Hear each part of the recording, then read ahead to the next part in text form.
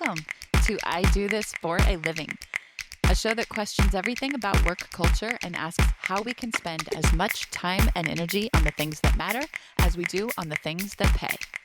Sometimes the things that matter pay, and we'll talk about that too. I'm your host, Serenity Bohan, a day jobist and many other things, always happiest when I can focus on writing and creativity, which I get to do today.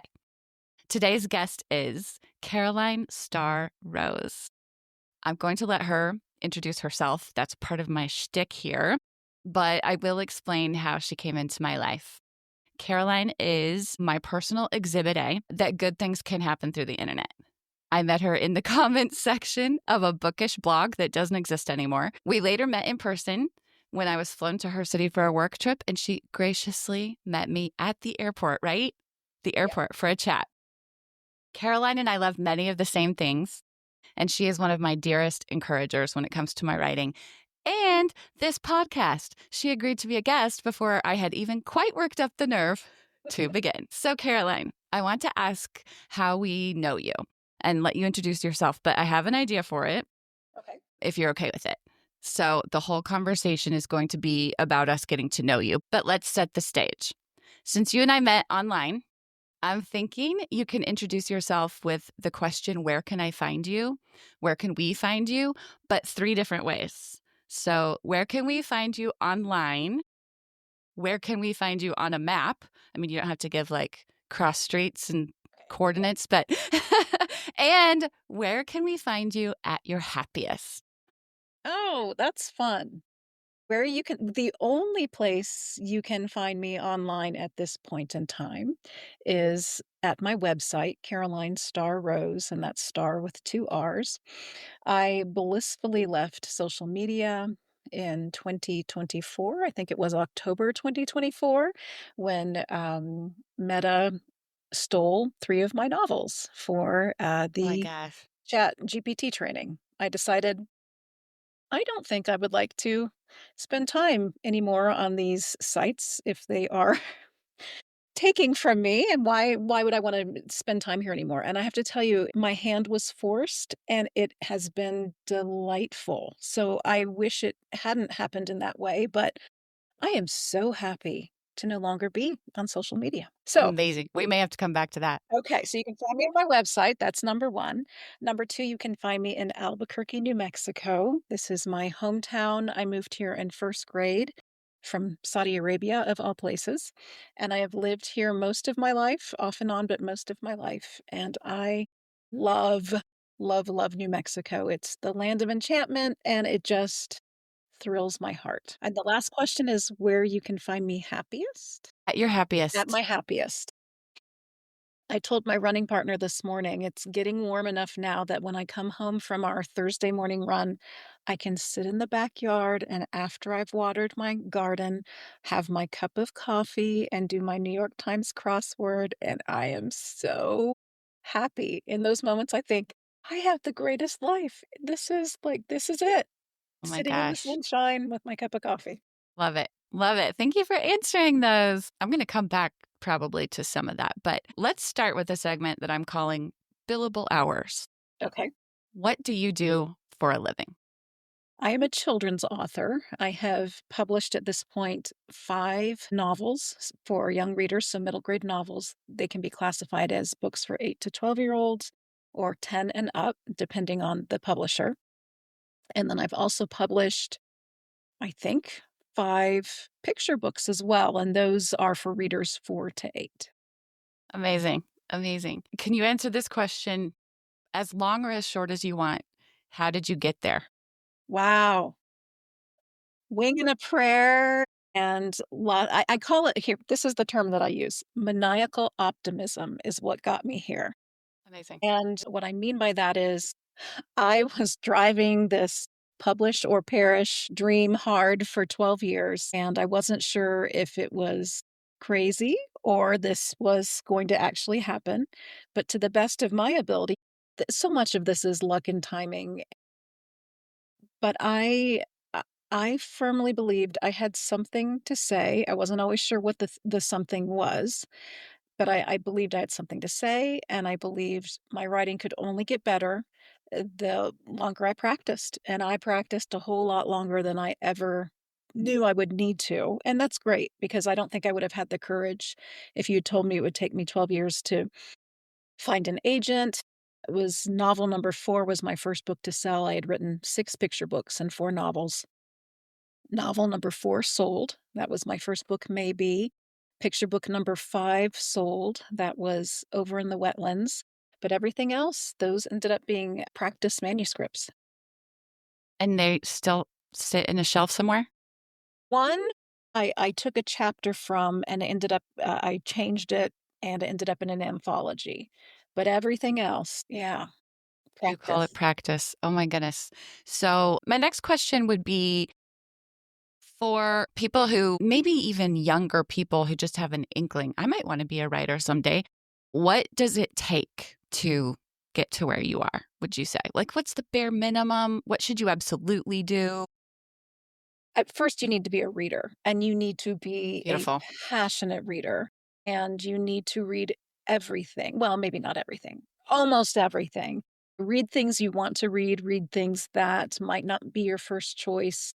Just read far and wide and be curious and be hungry for the reading experience. Here's a little example. I was told when I was first writing, I thought I was going to be, well, I did. I was writing historical fiction, and the rule of thumb was to read 100 books in your genre before you began your writing. So that's a Wow. good rule of thumb. Learn what's out there, know what's current. Another good rule of thumb is to read what's published in the last 5 years and preferably even the last 2 to 3 years because tastes change and trends change, and we're not chasing trends. But it is really important to see what sells now and what, for example, how long a picture book is. And I'm not talking about word count because those are typically 32 pages, but the number of words in a picture book. If you're writing far too many, that's going to show pretty clearly you're not attuned to what is selling and what the flavor of the market is at present. So, I love how you said read widely, read what you don't think you'd like. And what, from my own story, I will say, um, that's something I feel missed because I pretty quickly decided on a genre I thought I wanted to write. And it took me probably a decade to realize I didn't even read that genre, Oh not my very goodness, often. really? I didn't Yeah. know that. Yeah. So, what happened is I had this memoir written and got an agent through that. Um, and then she was more in the fiction world. And I Right. thought that's where I wanted to be because of my introduction to reading was kind of all Anne of Green Gables, and it was fiction. So I thought that's who I wanted to be as a modern author as well. So I told her from the beginning, yeah, I've got this memoir, but I really want to do fiction. I want to do fiction.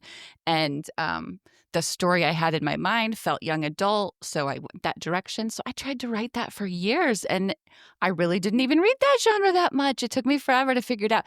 So would you say, is that why you're saying read widely? Is that to first figure out what you want to write?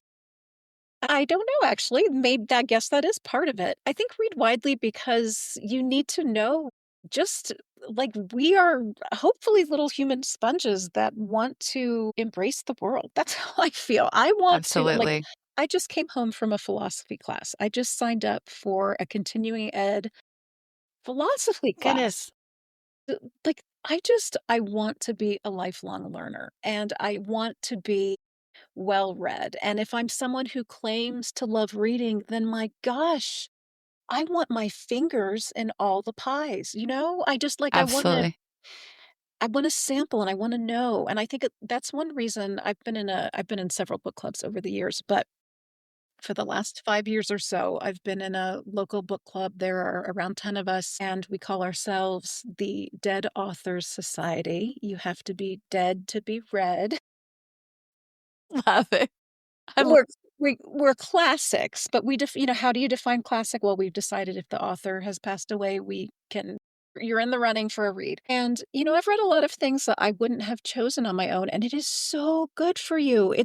I don't mean it in like a taking your medicine sort of way, but maybe I do mean that a little bit because taking your medicine is good for you. And I think like we can appreciate I think we should read more than what we think we like because I think we're missing That's out good. otherwise. And I love That's what good. you said that we might realize, oh, this is not actually where my writing fits. But I think the world is big and I think I have an appetite for it. And I want I I really think I think people who are driven to read are curious. And I want to encourage people to read beyond what you think you might like because there's so many interesting things out there. Like, for example, a long time I didn't read a lot of nonfiction.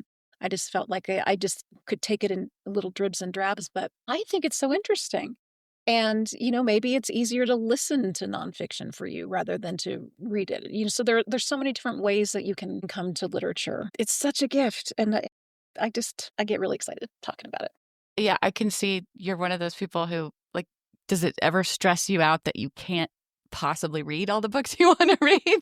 It doesn't because it makes me feel wealthy. I feel like there's just this wealth and I'll never get to it all, and that just leaves me feeling like What a I'm beautiful never gonna run perspective. out. I love That it. is such a beautiful perspective. So, is your book club traditional in that one person chooses and you all read the same book over the month We or something? we sometimes will build the list a year out, maybe just a few months out. We'll kind of throw titles out. So it's not like, this is your month to pick, this is your month to pick. But beyond that, if the author has passed away, you're gonna be on the list. So, I'm sure this question is book club aside. Do you ever abandon a book? Do you ever start a book and I not finish? do.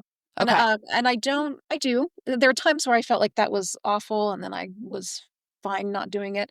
But I've kind of come back to not abandoning as much as I used to because of situations like this book club where there are times where I'm thinking like this was not I would not say I loved this book, but I'm really glad I read it. Yeah. I took something from it. So how about I'm at the place where I can abandon a book and I do occasionally, but I don't think I have as often as I have at other times because I can still glean things.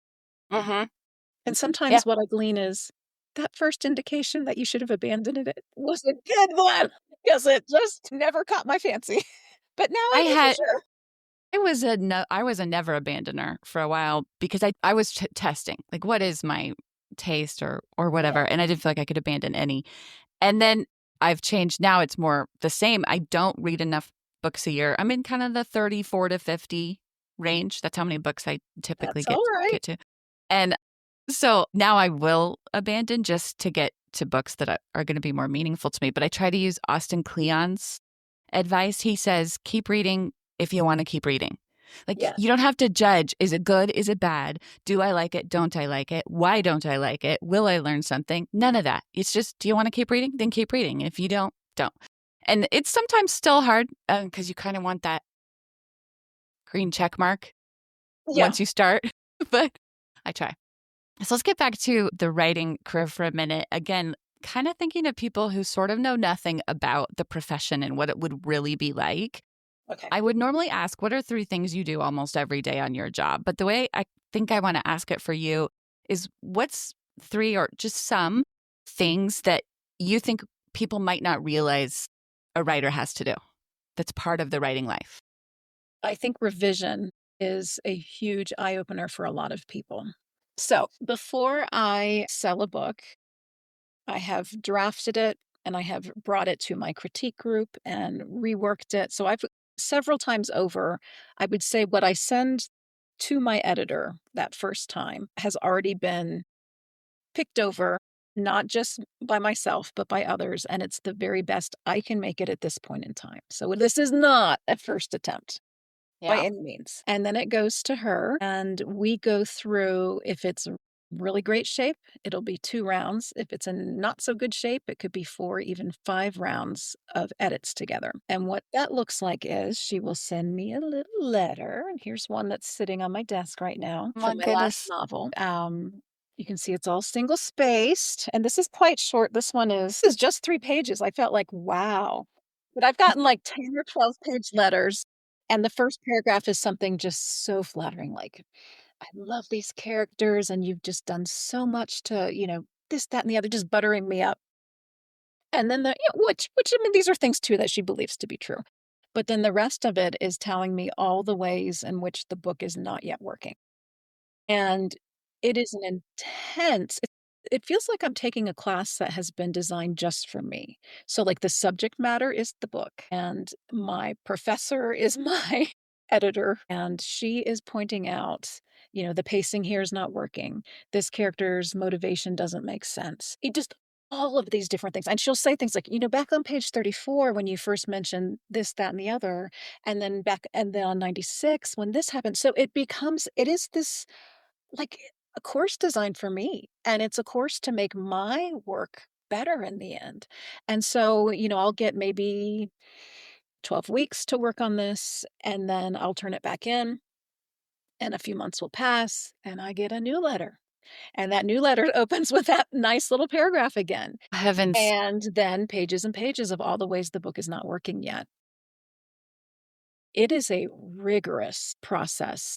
And this is my favorite part of writing. For me, drafting, getting that first idea down and finishing a first draft, not always, but is often pretty terrifying because Mhm. it's this phase of creating something out of nothing, which is just like, how do you do that magic? I don't know. But once there are things on the page, even if I end up throwing out 75% of it, like there's something there.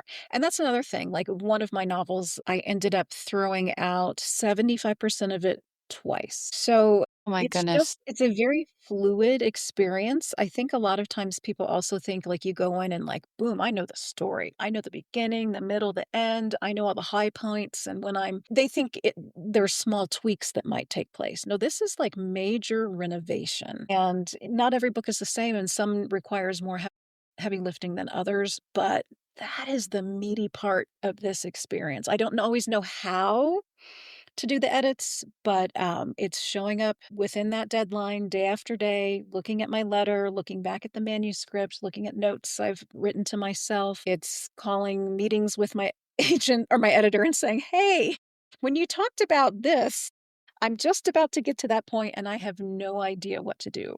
I've thought of this, this, and this." And we talk about these characters like they're real, and it can be really challenging and kind of scary, but it is so satisfying. It is really, really cool. So I guess that's Yeah, it one sounds thing. terrifying.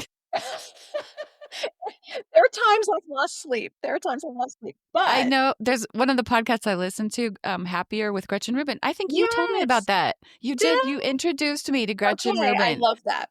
Yes, because you sent me to her book, The Happiness Project, and then I'm so faithful to that podcast. She says when she gets in, what's it called? Editor's letter.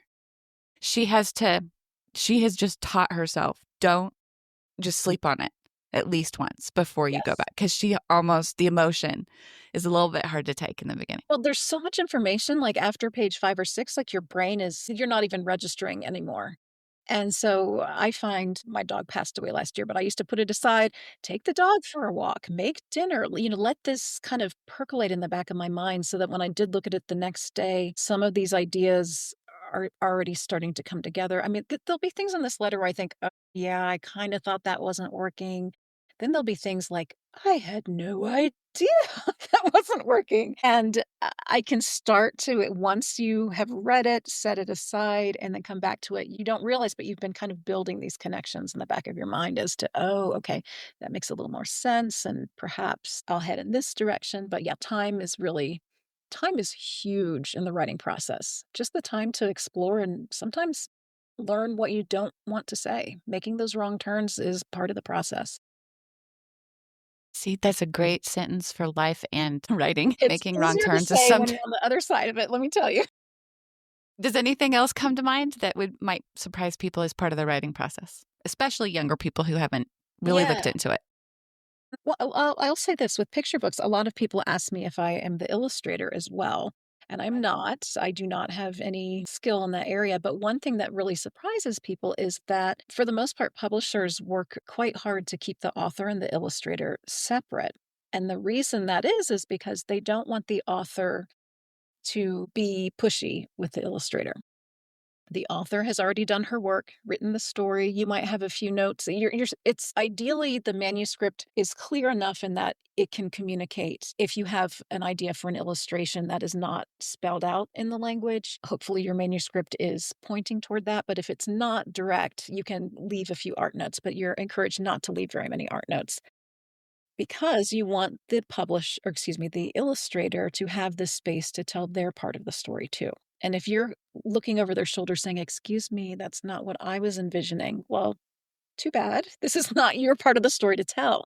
So what Goodness. happens is it becomes the words plus the art equals, it's not 1 plus 1 equals 2. It becomes this thing that's exponential once it all comes together. It really is a magical thing.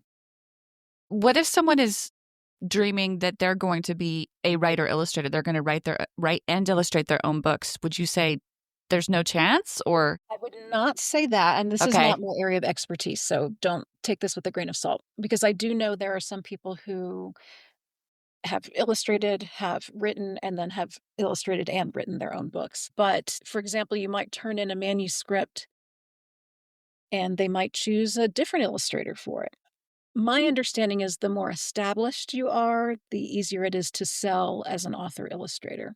But there are some agencies that only take author illustrators, so you do submit as that sort of package. But Good to know. don't quote me because things No change problem. and I don't know all of those sorts of things.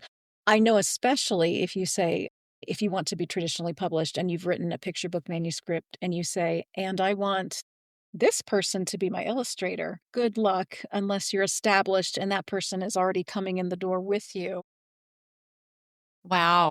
Yeah, because if you come in the door with somebody's illustrations, they might say, "Well, that's not the direction we see this going." So you need to be pretty established to have that. Good to know. Okay, one more question in the billable hours section. One thing about your work that matters. I feel really strongly.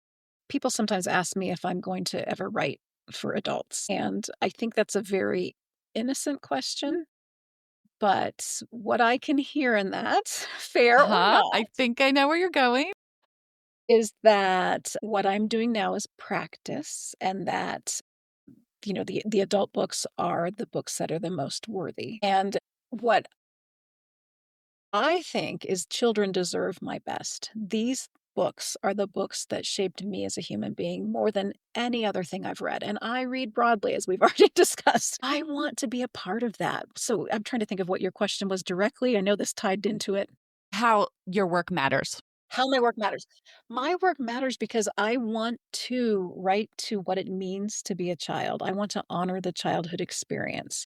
I want to validate those feelings and those moments in time. I'm a mother, I'm a former teacher, I'm a children's author. These are things I should be thinking about often, and yet it's really easy to kind of poo-poo a child's experience in life. I mean, think about it. We talk about puppy love, or we talk about, "Oh, well, it's no big deal. You failed the spelling test." We're really quick, and I think sometimes we do that to we think we're comforting a child, and maybe sometimes we are to give them some perspective. But it is very easy as an adult not to stop and honor those moments of fear or elation or confusion or new experiences. And I think children's literature really beautifully climbs into the skin, allows the reader to climb into the skin of the young person and experience these moments. I love it. Great answer. And it leads so well to the next segment. Astronauts and rock stars is what I call it, because I want to talk about the things we dream of. So, what is your earliest memory of knowing what you wanted to be when you grew up? Even if it wasn't the writer. Yeah.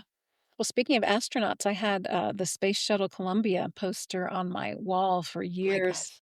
I think the Space Shuttle first went up when I was in first grade, and I think I wanted to be well, I did. I wanted to be an astronaut, but Oh my the gosh. more I thought of that, I think that would have been really scary, so maybe that was not for me, but yeah. Let's see, I can remember in preschool, I said I wanted to be a nurse because everybody said they wanted to be a nurse, and that's also something where I think, like, that would have not worked out well for anybody. But I have wanted to write for a very long time. Right. Remember the first I can say in 5th grade, and I will say this, I had quite a few teachers who were so, encouraging about my creativity and who would tell me, like, "Keep going with this story," or "This is an interesting idea." And it wasn't until later that I realized a lot of kids and now adults did not have experiences like that in the classroom. And so I'm really grateful that I was encouraged in a way.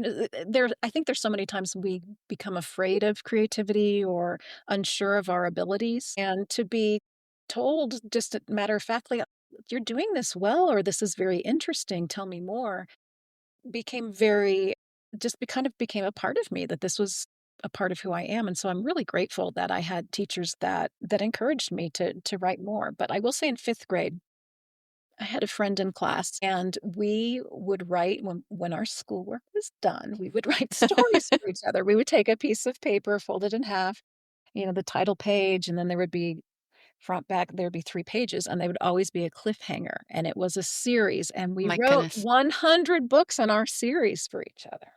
Oh my goodness, So, that's like, so it was cool. the real deal. Oh, that's so cool. I love it. I was going to ask what draws you to children's literature, but you've told us that very well. Many of your books are also, or is it all, have a historical fiction element? Most of them. My most recent novel is my first contemporary set, in 2024, in New Mexico during fire season. So, very exciting. That one's sold? That one's the burning season. If you Oh, the burning you season, you and I right. are just together online, but, Yes, you can yes. see my poster over my shoulder there. So, yeah. Okay, awesome. So what draws you to that historical, though? The historical side? Yeah, I think, um so I taught, social studies for a few years, English and social studies mainly as a middle school teacher. And when I was in school, history was interesting to me, but I didn't necessarily feel especially bright when it came to history because there was so much to know. And there was just, it's limitless. But when I read historical fiction, that's when history really came alive to me, when I could put a story to the history. The first one I can remember, I was homesick. I was in elementary school and I read When Hitler Stole Pink Rabbit. And I don't remember who that's by, Kerr, Kerr, maybe. And I had never heard anything about World War II before. It's, wow, this was a story about a little girl, and it was a real, like, it was fiction, but it just opened my eyes. And I feel like historical fiction has always done that to me, to give. Another thing I really like is I'm more interested in the everyday people than the big events. Yes. And I love seeing, it's a little bit like travel when you go to another part of the world or another part of the country and realize, like, we have more similarities than differences.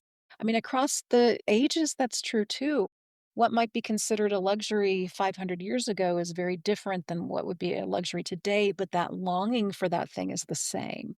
And so I really like the commonality. I like I'm curious about everyday lives and what those would have looked like. And yeah, so that floats my boat. So that's what I like to write. That is amazing. I love that so much. I have that experience with historical fiction too. When I read Guernsey, for instance, what's I it have called? The not read Guernsey. that, but You I've haven't heard read of it. Yes, Guernsey? I Do you know the like petite. epistolary? It's I epistle. love It's it. I know. I I do. need to read it. I need to read it. I love it so much. And when I read it, I remember thinking, I will take all my history this way from now on, please. I wanted in fiction, and I wanted with the everyday lives and how history really affected them. It's Exactly. beautiful. Um, so what is next for you in your writing world? What is next? I know, but let's tell the listeners. In August, I have a historical picture book coming out called Books Up the Mountain, a Packhorse Librarian's Story. And if you have read and loved The Bookwoman of Troublesome Creek by Kim Richardson, I think is her name, or Jojo Moyes's The Giver of Stars, this picture book is for you and your children. It is the Love it. story of a bookwoman, which is what the women librarians in Eastern Kentucky were called at this time. This is part of FDR's Works Progress Administration program that was meant to bring books to rural communities in Appalachia at a time when these people would have never had access to libraries before this. And so it's just lovely how the It's grit and determination of these women. They were up before sunrise, they came home usually in the dark. They had they would travel miles every day, and each week would be a new route. They would carry books in saddlebags or in pillowcases. They would get to know their patrons and know what they liked. Oh, this gives me chills. Children, literacy was not as high as it would have been today. And so there were some children who taught their parents to read through this oh my program. goodness. When school was out, the children would still come to the schoolhouse to meet their bookwoman, to pick up their books. She would read to the people who didn't know how to read, or the sick or the infirm. She was a messenger bringing messages from house to house and from town. And I mean, like, it's just so beautiful to me. It's about the power of books and the power of community. And the illustrations are so beautiful. Sometimes my publishers will ask, they might say, "What are you looking for?" And no, I don't know how to express that very well, but I did say I would love somebody that can really evoke the sense of nostalgia. And I think these illustrations really have hit upon that. It's just they're warm and they're lovely and they're almost kind of dreamy and they're inviting and they're tender. This is again an example of everyday people doing everyday things that were extraordinary, and it's really Extraordinary. inspiring to me, so, yeah. I have been so lucky to see these images and the pages for this book. What strikes me as I think back to when I looked at it is that people's eyes are just lit up in them. You can just Um, see, it's like learning, love, friendly faces. Their eyes are lit up by. you're right.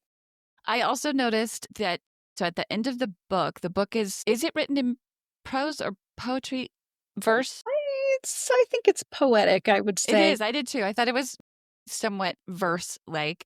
And then there was a section at the end that really just spells out the context for the book. Do you, in general, find that children read both the book and then that part? It depends. There are a few ways I can answer that. I can say with my own children, by the time I would get to the author's note, they'd be like, closing the book, and I'm like, "Wait a second, I'm interested." And it also depends on how you write it, because this is a debate I've had often with my critique group. And for those of you who aren't familiar, a critique group is simply a group of writers that meet with each other, read each other's work regularly, and give feedback. And it's a great way to grow.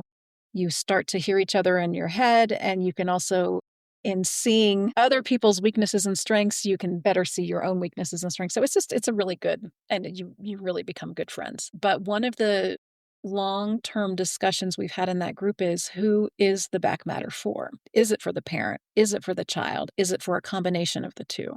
Should I be writing it directed toward the child or to an older reader? And in this book, I would say this is not necessarily directed toward the young reader. Mm-hmm. But there's some where I have written just a really simple bit of back matter directed more toward the child, and it kind of depends on the story, but there's a lot of history that I wanted to be able to explain in this one, and so it is a more elevated read, for lack of a better term. Glad I asked that question. That's such a neat thing to think about. Who is it for? Here's who Yeah. I think it's for, okay? Yeah. The person who has that book as a child and loves it so much and reads it over and over and over, and then as they grow, they pick it up someday for the nostalgia and they read that back matter too, Yes, and I like that. they grow, they grow The with book the can book. meet you where you are. Yeah. I love it. Okay. So I like to call this segment Maybe It's Me. So it's just more getting to know you stuff. But my big question for you in this one is, what do you do for fun? And the reason I kind of ask is because I'm a writer as well, and I've always written. And when people would ask me what I do for fun, I didn't know what to say, because really that's what I did for fun. And so you've made a living from it. It's your job. So do you have other things that are, I do this just for fun? Yeah. Or do So, you of course, consider writing that? reading is like, as much Reading, as of I love course. writing, I love reading even more. It's just like, I love it. In the last few years, I've gotten into gardening, which has been so much fun to have a vegetable garden. I love to run. I love to go to the gym. I love to be outside. I love nature. And if you've read my books, you can see like, and this connects to Lucy Maud Montgomery. I really think her reverence for your listeners. This is how I think my memory of how we met is different from yours. Good. Tell me. Let me tell you, this is what I think, but I could be wrong. I think one day I was Googling either Anne of Green Gables or Lucy Maud Montgomery, as you do, because, you just have to do these things. And I came across your blog, My and God. you were talking about and this and that, and I thought, "Oh my gosh, I have to follow." So that's how I think I met That's you. I'm sure that's true. Did you even do you know what blog I was referencing? Good Girl Lit, Anne and May? No, I have totally invented that. I totally invented a false history for us. That's I so just cool. remember Serenity Now, and I thought, "That is the coolest name I've ever My heard for a blog used to blog." be called Serenity Now. That's right. I'm feeling this is very life affirming for me, Caroline. I thought we met by a third party, and it was you really did find me on the It internet. was That's just your beautiful. words and your passion for Anne, and I was like, "Okay, this is my online friend." And then we were we did the social media thing, and we would email back and forth, and we met at the airport, which was really fun. And I continue to read your newsletter and have read The Thank You Room. And you asked me a question, and I don't remember what it is now. Well, I think what you do for fun. Oh, what I do for fun. So I read, and I garden, and I love to be outside, and I love nature. And I think if you've read my books, you can see kind of running through them all, just reverence for nature, which I definitely know was stirred by my early exposure to Lucy Maud Montgomery's work. Absolutely. I love really simple things. I love doing the crossword. Like, my life is very quiet. My husband and I are empty nesters now, and it's quiet and it's lovely and it's small. And I don't mean those as negative things. I mean them as really delightful things. So I did want to talk about Ellen Montgomery. Our conversation has been so rich and full. I'm not even sure we need to go this direction, but I'm going to anyway. If we don't, I'll be very sad. Everyone wants to keep listening to this conversation, right? So we're going to keep going. That's right. So speaking of our Ellen Montgomery connection, so Lucy Maud Montgomery, everyone, if we haven't made it clear yet, wrote the books Anne of Green Gables, the Emily of New Moon series, which incidentally, Caroline's not middle, is that your middle name? That's my Starr? real middle name. Starr is Caroline's middle name, and it's Emily's last name. Emily is another character by Lucy Maud Montgomery, whom I love. She's very much based on Lucy Maud Montgomery, so it's a more biographical series, which I love. So Caroline is the reason I first purchased the Lucy Maud Montgomery journal. I And love they it. they used to be put out the selected journals, so there was some editing, and they apparently took out just bits and pieces. Yeah. Really, I think right? it was a cost thing at the time. And so Okay, they tightened them. yeah. So I've read those through at least twice. The first one many times, and I have highlights and underlines. They just absolutely fascinate me. And I know that you read other journals as well. You love journal reading, I I do. think. Okay. That's another reason I love historical fiction. I like to tell kids I'm nosy, and that is not a polite thing to, like, say, but, like, if I'm sitting in a restaurant overhearing your conversation, that's not very polite, but if I'm reading a journal or a collection of letters about that's perfectly acceptable in my line of work.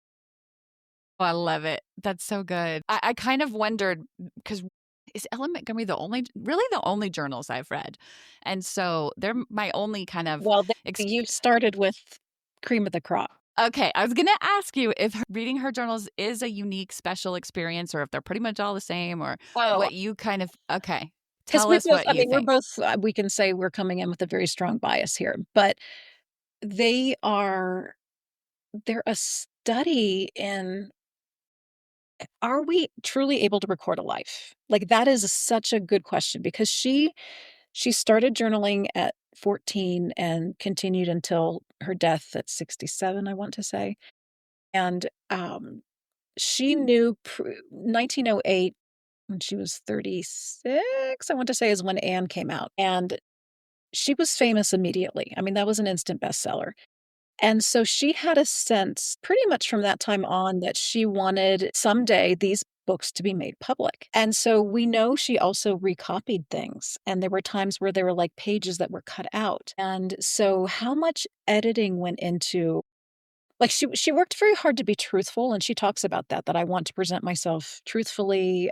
She doesn't mince words. She doesn't there are plenty of unflattering things she says about people, which Yeah. again makes it really interesting. Mhm. They're very gossipy like her books, which is just really fun. And she could write about anything and make it interesting, like house cleaning. She makes that interesting. Right? And that's the question you keep coming back to. Can we how truthfully can we tell our own story? Because she truly was shaping it. And at the time of the writing, she would also write things in a notebook when she wouldn't have time to get back to it later. And then she Mhm. would, maybe write little notes to herself and then write the full thing in her journal later. And so there was shaping, there were, there was revision.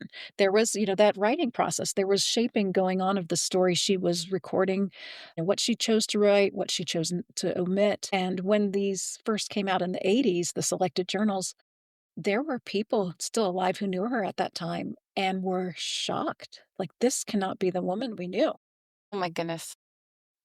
because So she, weird. for example, she dealt, with a lot of depression and things and Mhm. always very upbeat or, something she might have said snide things, and, "Well, I wouldn't have thought that she felt that way about this person or this event," and it was just I find her endlessly fascinating. I do too. Like, you've read them twice, I have read them 3 times, and I've read now I read them every 10 years because I like ceremony, and It most recently, they haven't finished, like, so the selected journals, as you know, are 1 through 5, and they have not finished the complete journals entirely. I think there are 9, if I'm remembering Will they correctly. know how many it will be? Yeah, I'm very anxious about this, Caroline, because I've Yes! purchased all of the published ones now Good, oh, of good, the because I full know, and like, I've read the halfway first through volume. the selected number 4, when I read this 2 years when I reread everything 2 years ago, I had to read half of the selected journals and then of volume 4 and then all of volume 5 selected journals because they have not and, like, I've gone everywhere, like, "When will they be published? Who is going to" because the publishing houses have changed, like, "Who's doing this now?" And Yeah, I'm gonna use you as my informant, so you keep me okay, posted on it okay, because it was I'm here for you. I'm doing a rereading year. That's my thing this year. I wanna read books that I felt like shaped me at the time and see if I they hold love up, that. and yeah, I so love that. I read now so to read her complete journal, I actually counted as a new, kind of, and I just read the first volume, but I was again just enchanted. I Some of my favorite aspects are when you can see direct sentences Oh, yeah. and phrases and whole stories from her book. Like she describes this scene that is she put directly into Rainbow Valley. Carl Yes. and the ghost on the hill and oh my goodness. I There's a was just lot enthralled. I was gonna say a lot of Rilla ended up first, being a part of the journals because of her very intense response to World War One.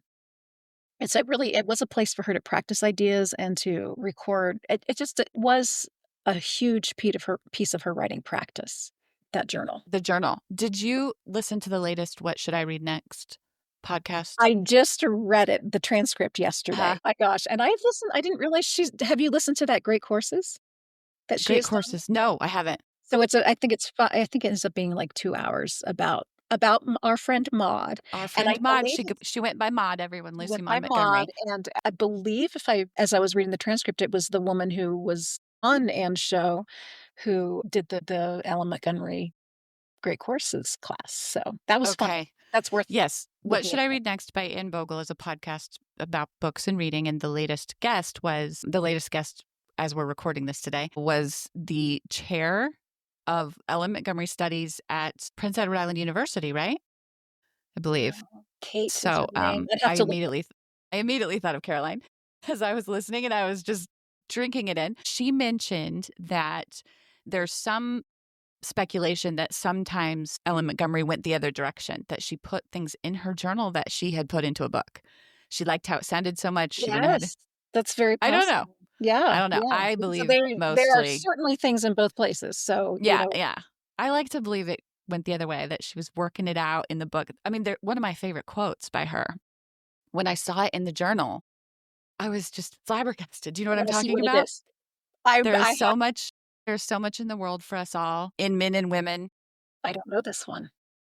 Say it all again. Okay, there's so If much we for only us. have the eyes to see it, to grasp it, and the hands to take it in, something like that. I can't believe I can't Oh, quote that's it from beautiful. memory. And which book is that in? That is in the first journal.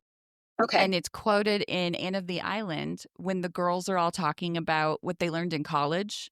And one of them says, "Oh, I like what Professor so and so said. There's so much in the world for us all if we only have the eyes to see it and the hands to gather it to ourselves," or whatever. I love it. And give me 1 second. I'm going to bring something over. So this is a quote I keep in my office from the journals. And when I reread Emily, the Emily series last year, she attributes it to Emily. I love it. What So this what is it? says, the work for which we are fitted, which we feel we are sent into the world to do. What a blessing it is, and what a fullness of joy it holds. Caroline, I can't believe you just quoted that. Look, it's on my desk with the same quote.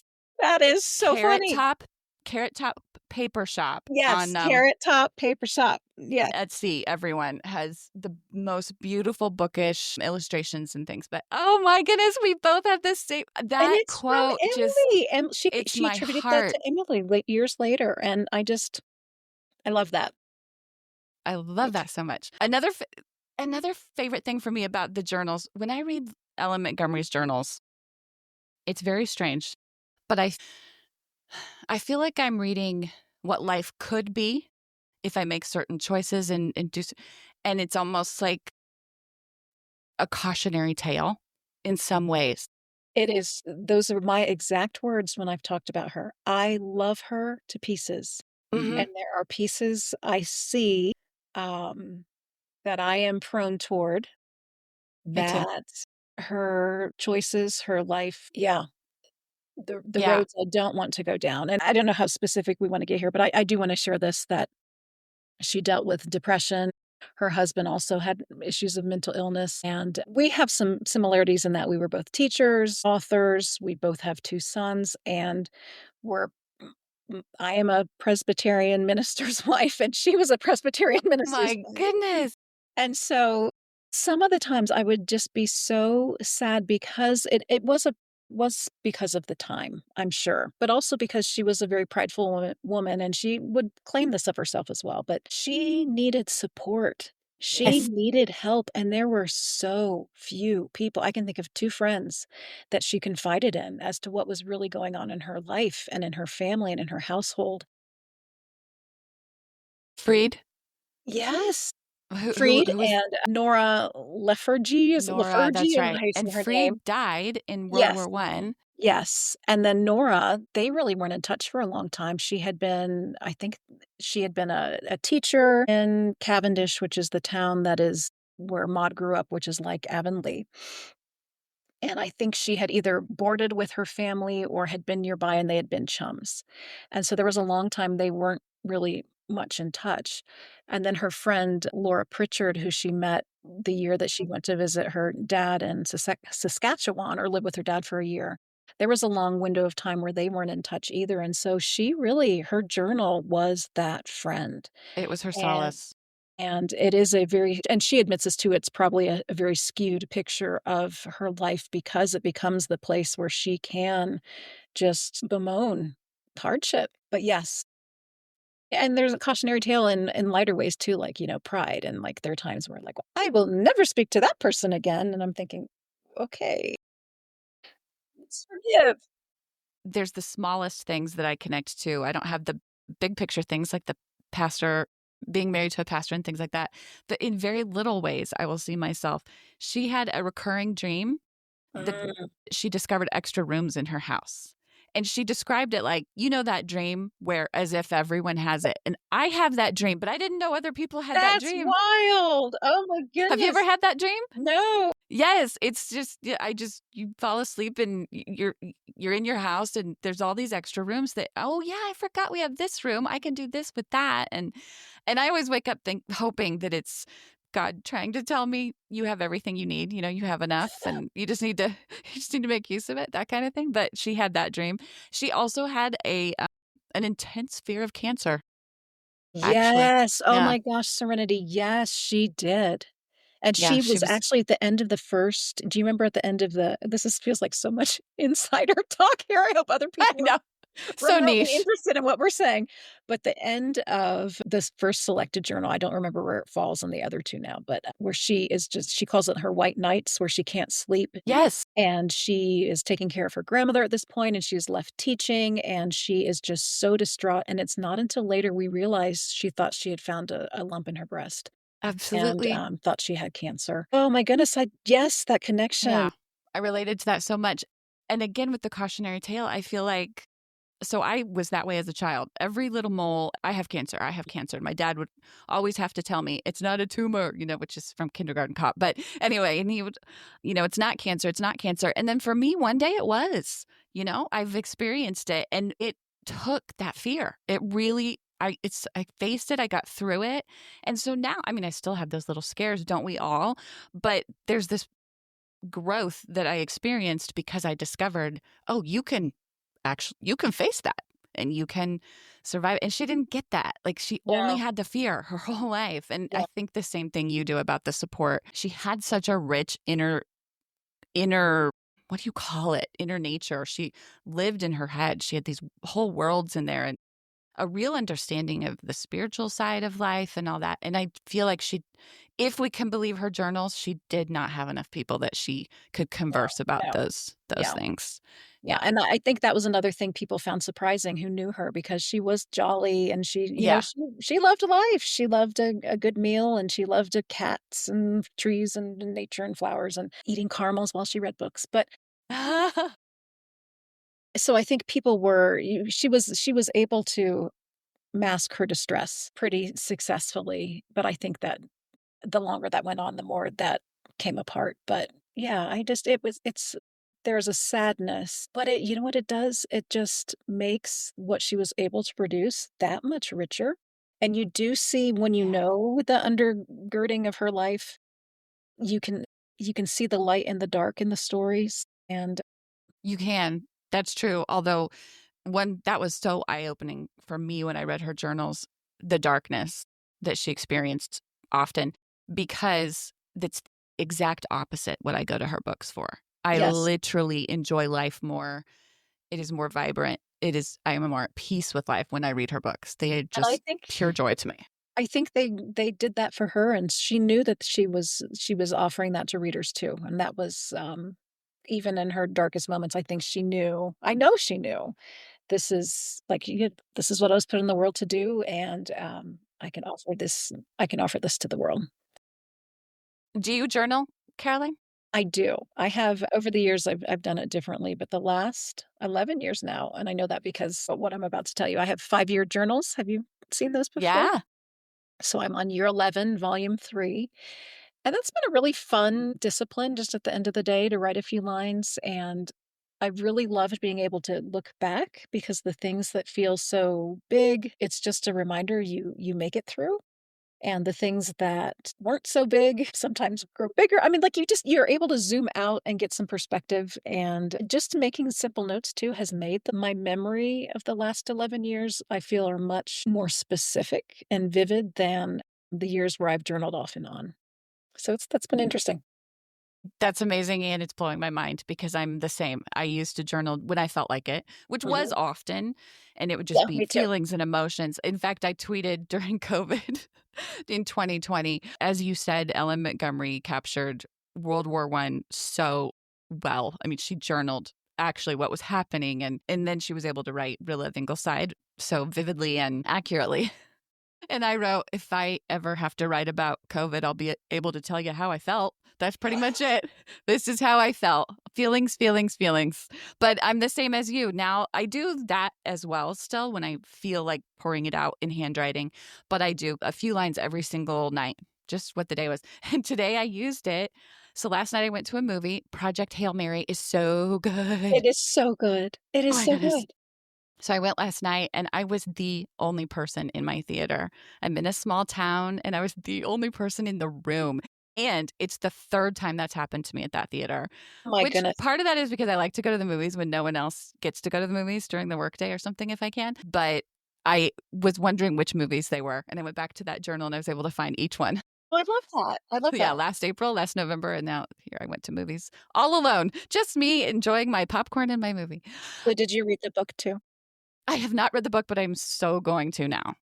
I couldn't wait. I was definitely thinking I should read the book first, but I didn't want to miss it You in know what? theaters. So what? It's in the theaters. Go do it. You did it. Yeah, it was You so didn't good. break any book rules. I sat there thinking, I don't know how I can do anything with my life but tell stories because it's so meaningful. It It is so meaningful. teaches, it's so moving. Yeah, I love it. Um, okay. I want two questions to finish out. I don't really want to finish, but we're going to. And I want to know, what would you say is if you can pinpoint kind of the best intro to you for your books? Would there be like Like at oh, the read this start, one first? a book to start with. Yeah, if people want to read you.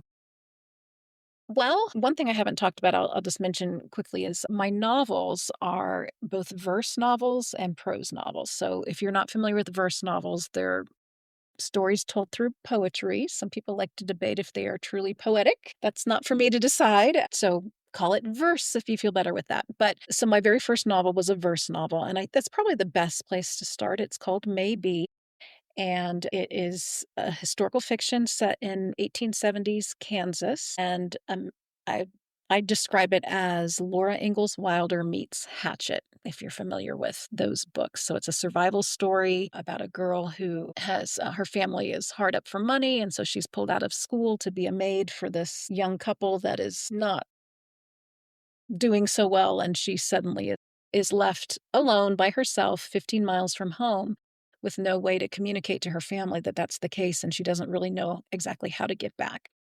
I can't believe you said that one. That's the one I wanted you to say. I love Thank Maybe. you. I Thank you. highly recommend it. I think with the new Little House on the Prairie coming out on Netflix, It's people are going to be in that right. zone. So do it, people. Maybe. It's so good by Thank Caroline you. Starr Rose. And Thank you. then my last segment is It Worked for Me. And I like to just give the guest the last word.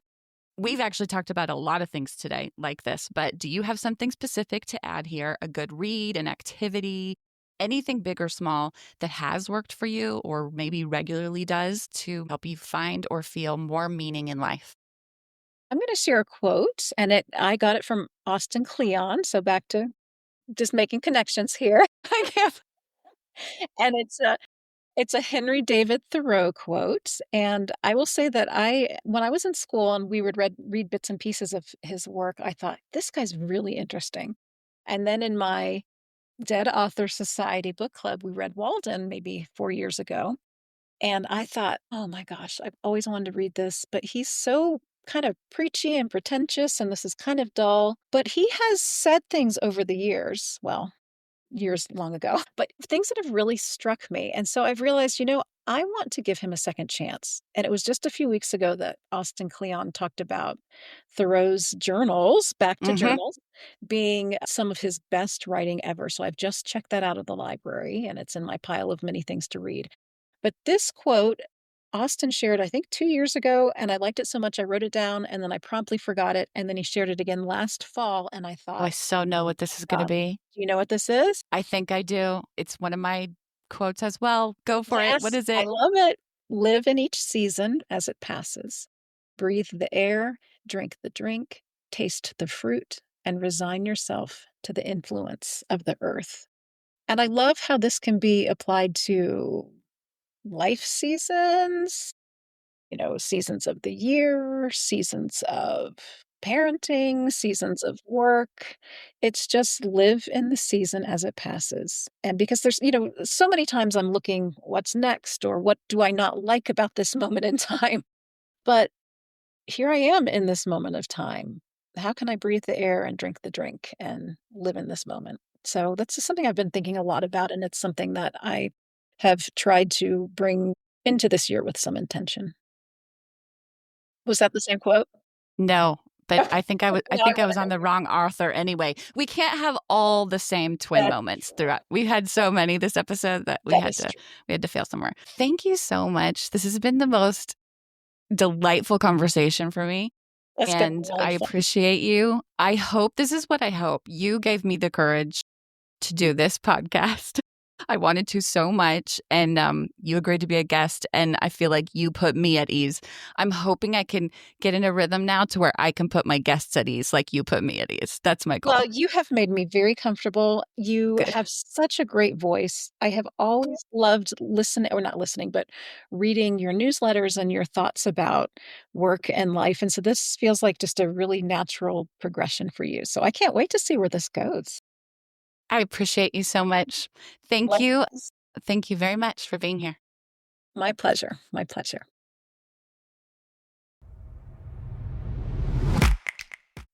Hey, everyone. I just had to come back for a quick second to correct the quote by Lucy Maud Montgomery that I didn't quite get right during the episode because it matches so well what Caroline was saying about how we should read widely and be little human sponges. The quote is, "There is so much in the world for us all if we only have the eyes to see it and the heart to love it and the hands to gather it to ourselves.